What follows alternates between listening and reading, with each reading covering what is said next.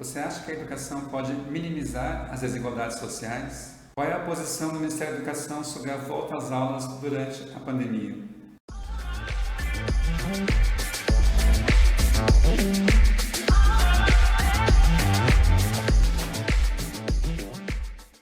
O atual ministro da Educação, Milton Ribeiro, que é professor e pastor, ao assumir o cargo tem 4 principais desafios. São eles: a aprovação do novo Fundeb, a realização do Exame Nacional do Ensino Médio, o Enem, orientação às redes de ensino em relação à pandemia e à volta às aulas, e a implementação da Base Nacional Comum Curricular.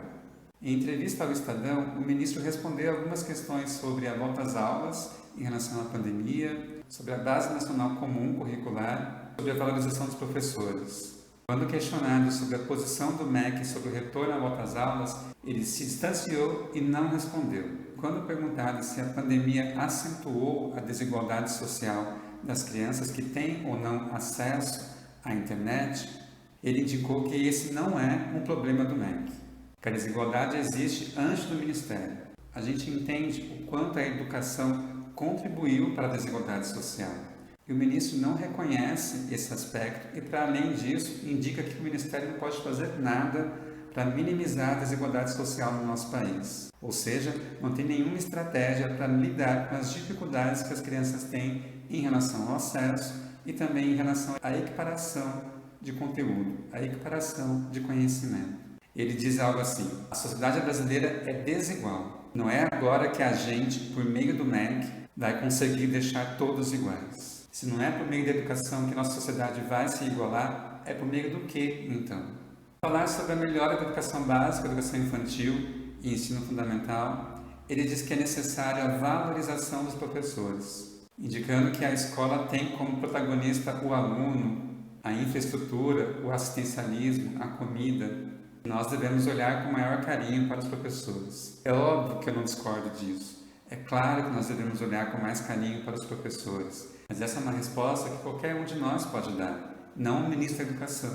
Ele precisa pontuar políticas públicas para essa valorização. E aí, quando ele fala que o foco é no aluno, no assistencialismo, na comida, ele está dizendo o quê? Os estados e municípios não devem oferecer esse apoio assistencial às crianças pobres? Quantas vão para a escola com esse intuito de comer e tem na escola a melhor alimentação que ele tem no dia?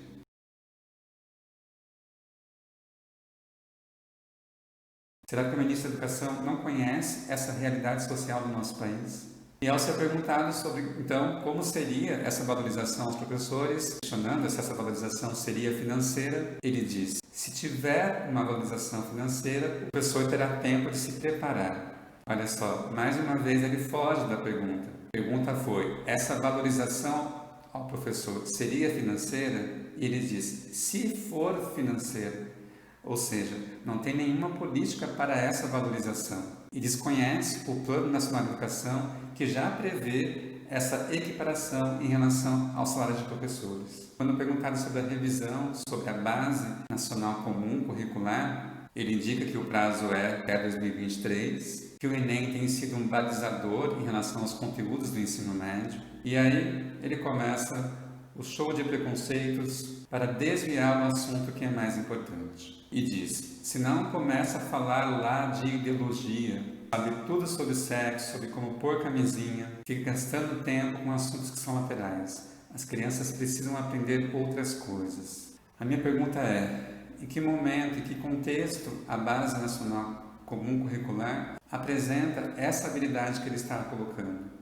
Em pesquisa que eu fiz sobre o tema homossexuais, por exemplo, na base curricular, encontrei apenas uma habilidade, que indicava a compreensão de entender algumas populações que são marginalizadas e sofrem violência.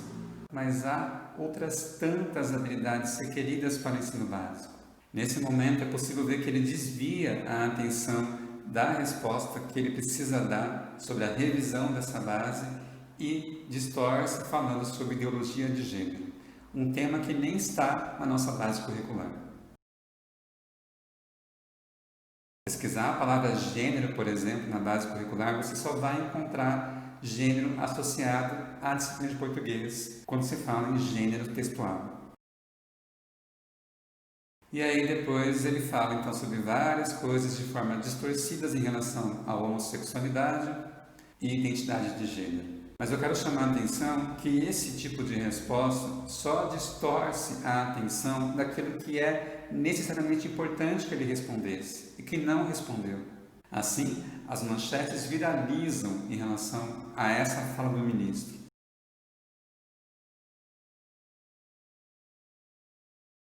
E desvia a nossa atenção para outras pautas que são importantes. Percebe?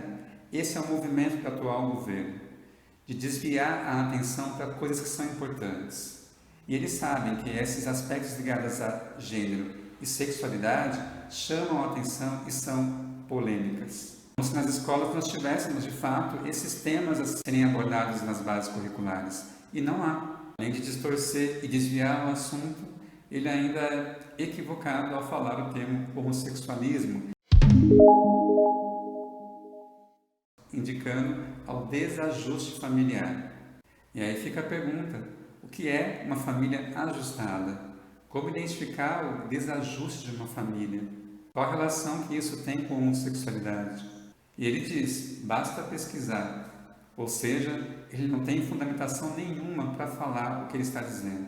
E indica que a gente pode fazer essa pesquisa. A gente faz, a gente entende que ela não existe. Não há pesquisa científica que comprove essa relação que ele estabelece. Mas é só uma cortina de fumaça para não responder sobre a volta às aulas em relação à pandemia, a revisão da Base Nacional Curricular, a desigualdade social e a valorização dos professores, que foi algo que ele mesmo mencionou. Eu espero que você se atente às falas do atual governo sobre a educação, se atentando para aquele conteúdo que de fato é importante, ou seja, conteúdos que falem sobre valorização do professor, diminuição da desigualdade social, equiparação no nível de ensino, saneamento básico e tantos outros problemas que assolam as nossas escolas. A gente se vê.